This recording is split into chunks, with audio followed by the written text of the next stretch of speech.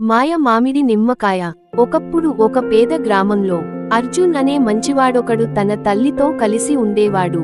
వాళ్ళకి తినడానికి కూడా సరిపడని పరిస్థితి. కాని అర్జున్ ఎప్పుడూ ఫిర్యాదు చేసేవాడు కాదు. ఒక వేడికాలంలో వాళ్ళ ఇంటి వెనకాల ఒక పాత మామిడి చెట్టుపై వింతగా మెరిసే బంగారు మామిడి కనిపించింది. అది పెద్దది, బంగారు రంగులో మెరుస్తూ ఉండేది. మాయ మామిడి.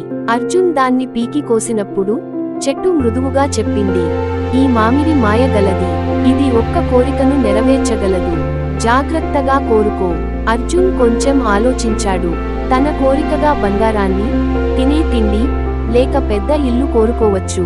కాని అర్జున్ ఇలా అన్నాడు, మన గ్రామంలో ఎవరూ ఆకలితో బాధపడకూడదు, అన్నదానంగా ఉండాలి. ఒంటరిగా ఆ మామిడి ఆకాశంలో కరిగిపోయింది.